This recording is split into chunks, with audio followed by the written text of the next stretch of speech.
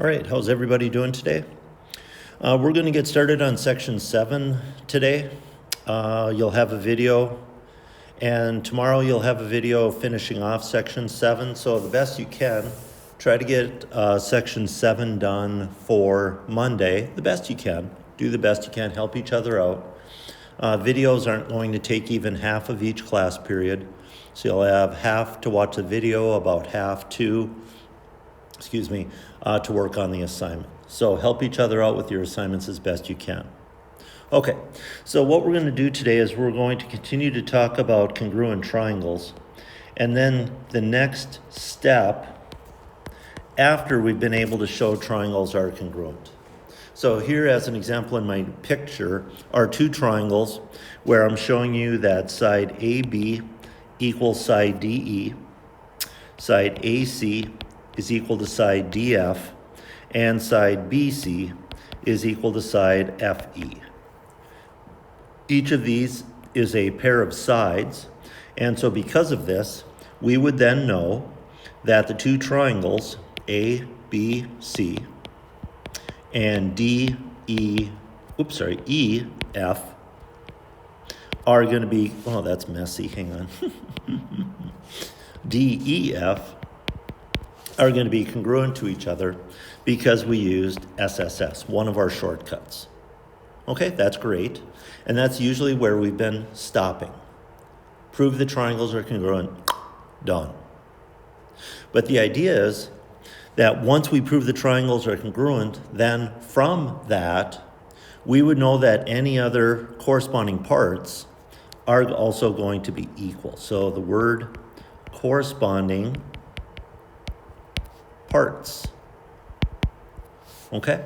And so in this first example, again, we're not doing the whole thing, but just in the idea, once we know these two triangles are congruent, this time using SSS, any other parts, like angles, then have to be equal. So we would know that angle A in one triangle equals angle D in the other, angle B in one equals angle E in the other, and angle C in one would equal angle F in the other. So once we've proven the triangles are congruent, then any other corresponding parts are also going to be equal. All right, and then we can use these pieces of information to answer further questions. Okay? So an abbreviation that we'll often use once we've proven triangles are congruent and we want to look at any other parts, we use the following abbreviation.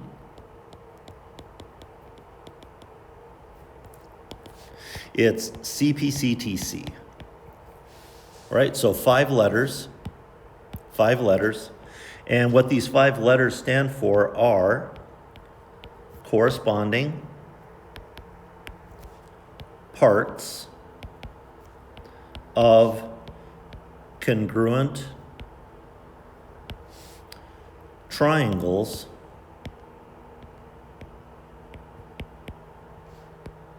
are congruent. All right, so C, P, C, T, C. All right, again, once we've proven triangles are congruent, then any other corresponding parts are also going to be congruent. Okay, so that's the abbreviation we're going to use.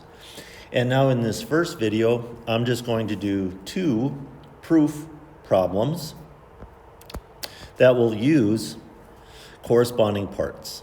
Okay, so here's our first example, and I'll get you a picture drawn. All right, so, hit the wrong button there, sorry guys. There we go. And I got to switch. There we go. Okay, so there's my first picture. I've scooched it a little bit. Let's see if I can fix that. Yeah, that looks okay. And let me attach a few letters here so we have something to use. Let me attach an A, a B, a C, and a D. And what I might give you in a problem like this is something like AB is parallel to CD, AD is parallel to BC. And what I might ask you to help me prove is that side AB, is going to be equal to side DC. DC. Okay? So like always, feel free to pause the video to make sure that you can get the picture, the given information, and what we're trying to prove down onto your notebook.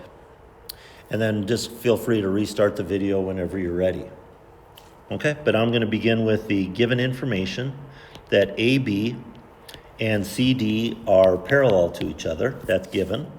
And like always, anytime it's helpful, please attach something onto your picture to help you remember what's going on. So those two sides are parallel. Also, AD is going to be parallel to BC. So that's given to us. So again, triangles, to remember, those are parallel to each other. So AD and BC are going to be parallel to each other. Now what we're trying to get to is we're trying to get to the point where we can prove that side AB and side DC are equal. Well, how the heck can we do that? Well, we can do that by proving that the two triangles are congruent. So if I outline one triangle in blue and one triangle in green,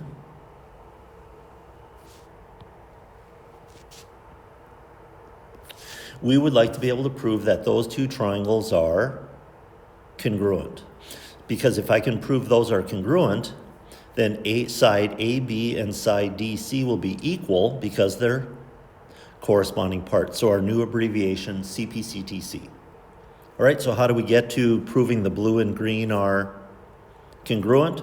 We have to get to angles and sides.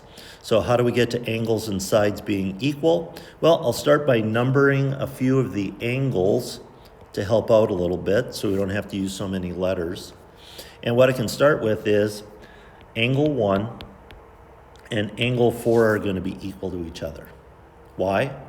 Because the top and the bottom of our picture, the top, BC, the bottom, AD, those two lines are parallel to each other. And if they're parallel to each other, angles 1 and 4 are alternate interior angles. And what that then gives us in each triangle is an angle. Then if you switch your perspective to the sides, the left and the right side being parallel to each other, then angle 2 and angle 3 will be equal to each other because those two are alternate interior angles. And what that gives you as a result then is another A. So we know angle 1 and angle 4 are equal. Angle 2 and angle 3 are equal. So we know two A's. Now, one of our shortcuts that allows us to prove triangles are congruent is when we have two A's and one S. So is there any side in the pictures that you can tell are equal? The answer is yes.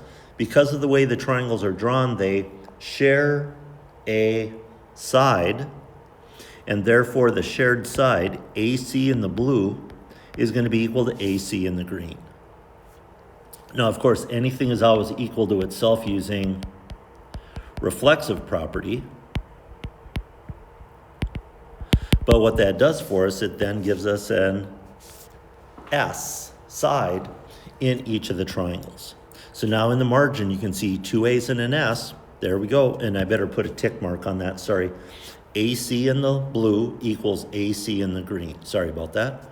And now, two A's and an S, we can say the two triangles are congruent. So triangle A, B, C is going to be equal to triangle C, D, A. And in this case, the correct arrangement would be A, S, A. And again, that's usually the place where we've been stopping we say triangles are congruent, done. But today we're going to go one more step. Now that I know the blue and green triangles are congruent, any other corresponding parts also have to be equal. And the one we're looking for is AB and DC. And the idea, if you look at the picture, AB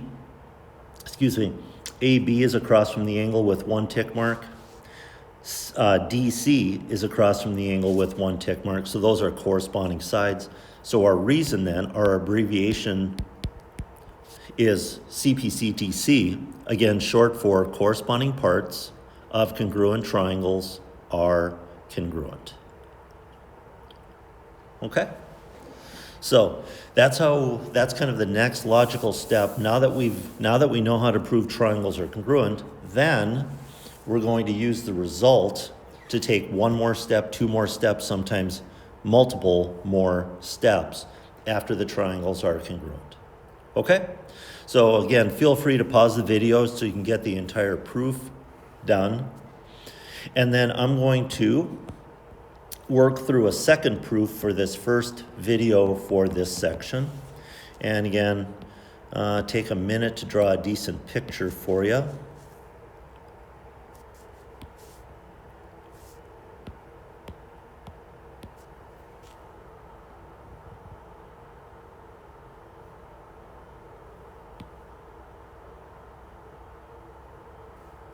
Okay, so that's not a bad picture for me. Attaching a few letters here, we'll call this E, this point H, this point G, and this point up at the tippy top, F.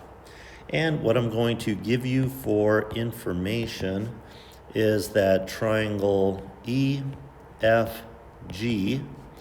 is isosceles. So I'll have to remember what that definition means. H is the midpoint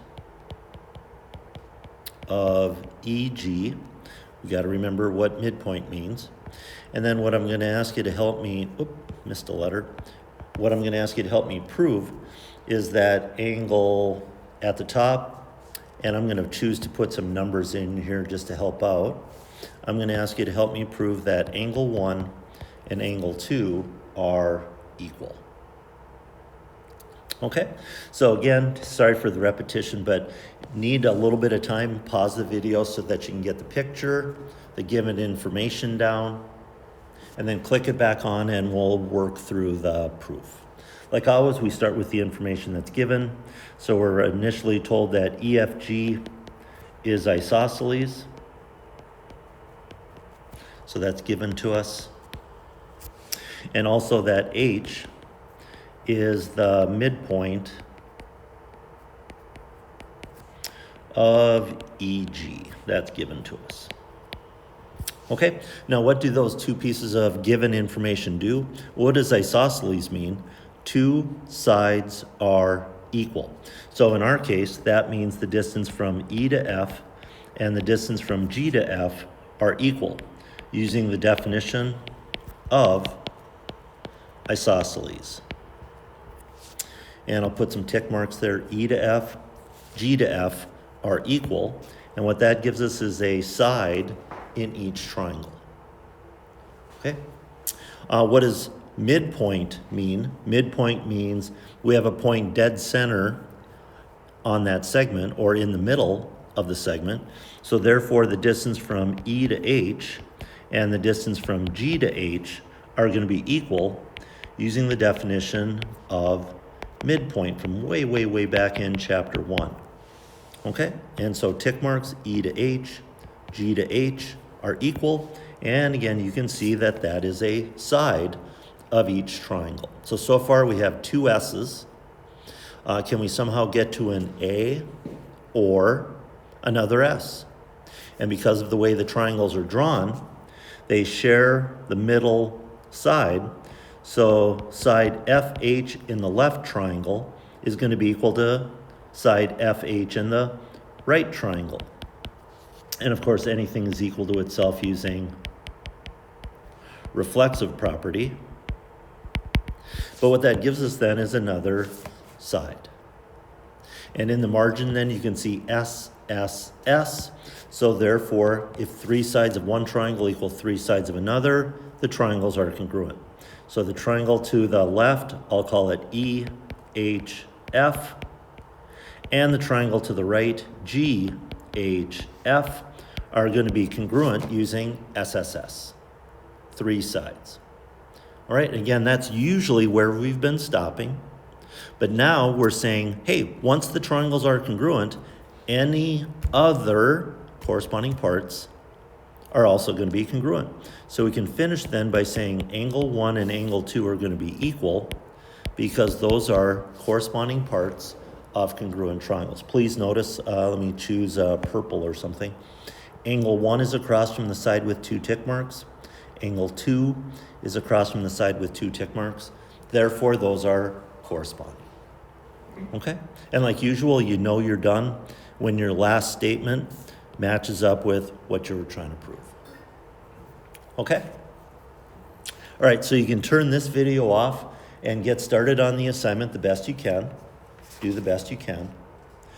Tomorrow I'm going to do some more examples, several out of your assignment, so I'll be helping you out with your assignment. Okay? And then we'll do the best we can to have this one done by Monday. Do the best you can. If we have to take a little more time, that's fine, but we'll do the best we can, see what we can finish up by Monday. Okay? So hope you're doing all right, and then we'll talk to you hopefully soon.